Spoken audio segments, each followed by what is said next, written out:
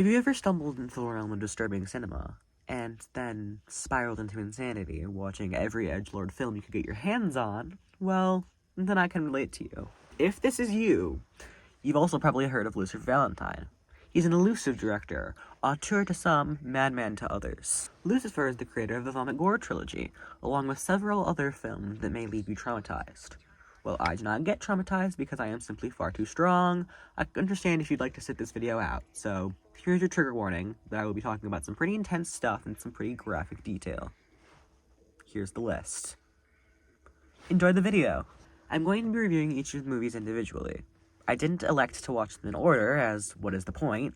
So I'm starting with Slaughtered Vomit Dolls, then moving on to Black Mass of the Nazi Sex Blizzard, then Regurgitated Sacrifice, then the Angela chapters, and finally Slow Tortured Puke Chamber. I'll try to figure out how to add timestamps to this video if there's a particular segment you're interested in or want to skip. I'll also be intercutting live reaction footage, providing some food for thought, and then summarizing my final ideas.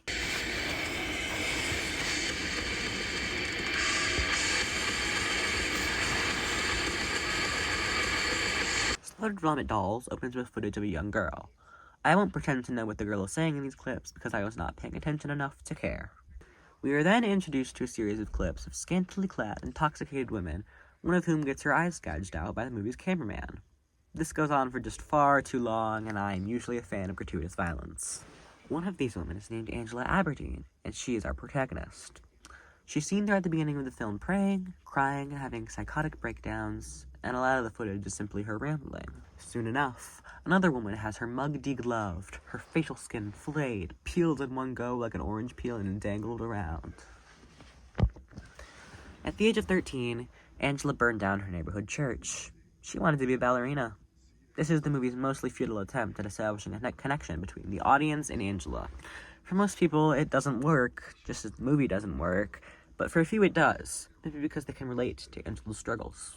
Then, there's a scene with an arm amputation, a chubby man using the amputated arm to vomit, and collecting his vomit in a beer glass, drinking it, and regurgitating it again.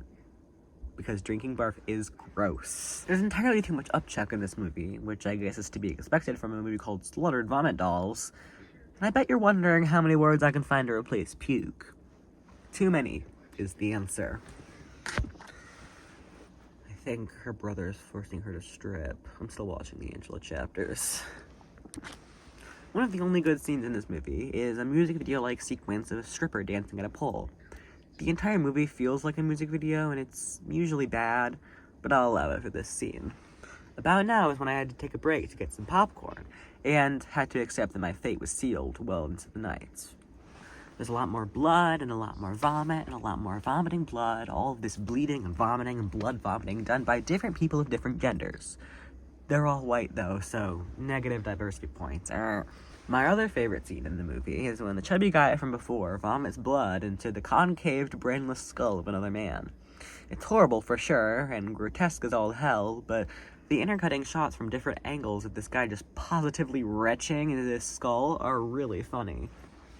The film ends with really bad music and Angela drowning herself in a bathtub. I like to wonder why I enjoy movies like Gummo by Harmony Korine and dislike movies like this.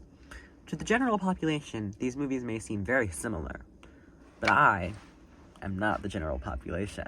Gummo tells the story of freaks, uncensored and beautiful, and I'm planning to make an entire video about it someday, and why it's so great. The vomitgore trilogy is simply an art house vomit fetish film series, nothing more, nothing less.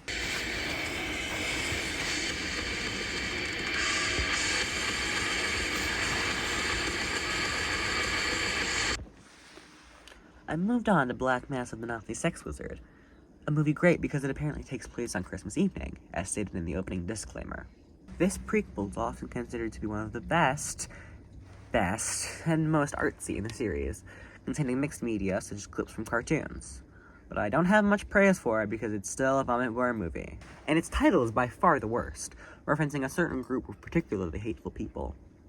Just to be edgy, I guess. I mean, there isn't much Nazi symbolism in the movie. There's a super great scene where a girl swallows and ejects an eyeball. Multiple times, in fact.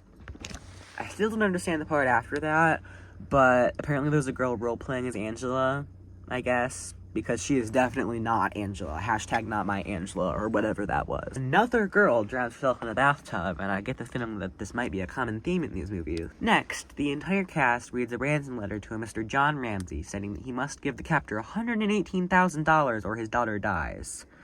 It's edited in quite an interesting way, but again, I can't get invested or give any praise to this movie once I remember who made it, and what it's called, and what it's a prequel to. I'm not sure you can even call this a prequel. I don't know, man. More blood. More vomit. As expected. God, I hate these movies. One of the girls strangles herself with the intestines of another girl, who the group killed near the beginning. They've been messing with her guts all movie, but this is the only time something of merit is done with the innards. There's footage of a cat. I was really worried they were gonna kill the cat, because, obviously, look at what we're watching here. But nope, the cat is simply used as a segue to more bondage. Around this time was when I started to get a bit too tired or a bit too high, so I tuned in for the night. Sometimes I wonder to myself, are these types of kinks, such as vomit, acceptable? I'd say yes, as long as they aren't hurting anybody. But vomit itself can be an inherently exploitative kink, as it often comes at the expense of people with eating disorders such as bulimia. It's really hard to define what's acceptable, especially as someone with a few taboo kinks myself. We're back with the OG Angela, moving on in the original series. Regurgitated Sacrifice starts with the separation of twins, conjoined at the head with a knife. Following is some pretty Saw-esque editing, and a bug's eye view sequence of the camera crawling towards a woman who I think is Angela, passed out on the floor. Then we get some pregnancy fetish stuff.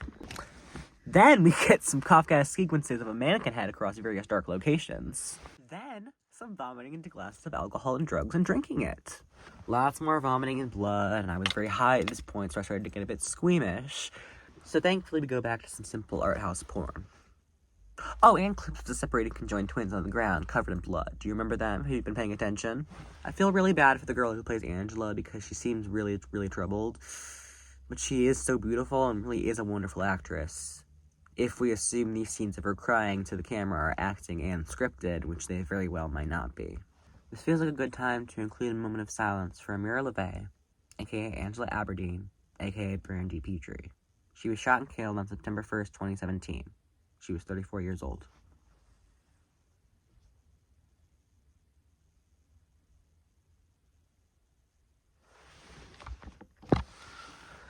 The next sequence includes a stripper forced to practice bulimia for Satan, performing a monologue about how she is a perfect child of Satan. I'm not a Christian, but as you can see, I do enjoy religious imagery, so this aspect of the movie was actually quite enjoyable for me. Credit where credit's due, some of the dialogue in this movie is actually quite interesting and poetic. It's a shame that the associated visuals are deliberately obscene.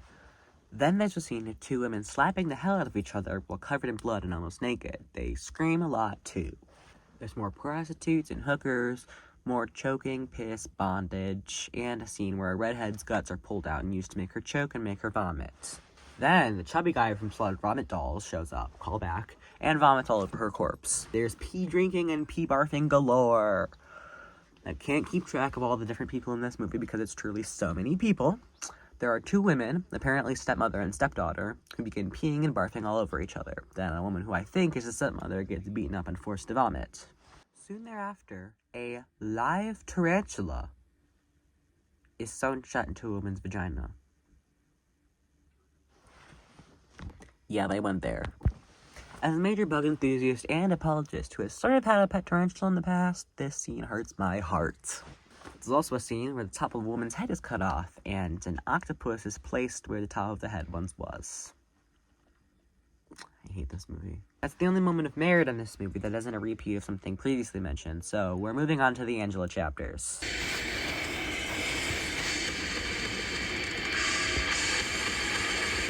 This one's 3 hours long, and it's mostly talking. I will summarize this one with some of my favorite lines from it. I admittedly didn't watch the whole thing. I've been watching some of it while I've been making this video. There's maggots in the food. I love to love and I love to be loved. I would die to look like a skeleton. Do you think I'm sexy even though I'm epileptic? And so many more wonderful, wonderful lines in the Angela chapters. Yeah, not much happened in this one. Not even many disturbing scenes for me to talk about. Just boring. Next movie.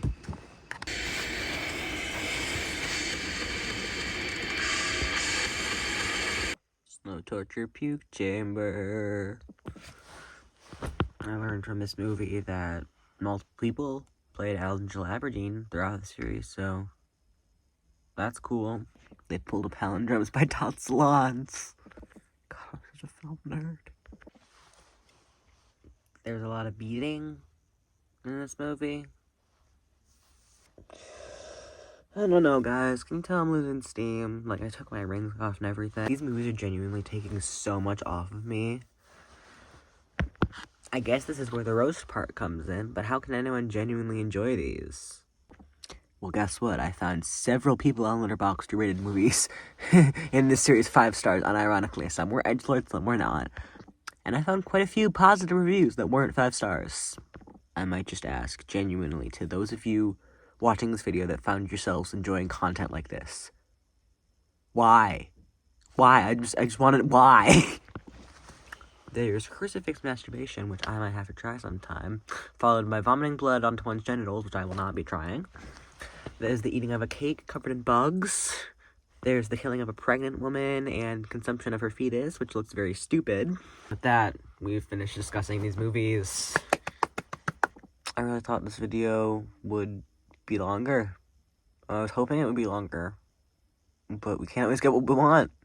I wasted hours upon hours of my life watching these movies, and the payout was next to none. But that's what I get for subjecting myself to this content. Please like and subscribe. I can't do this anymore.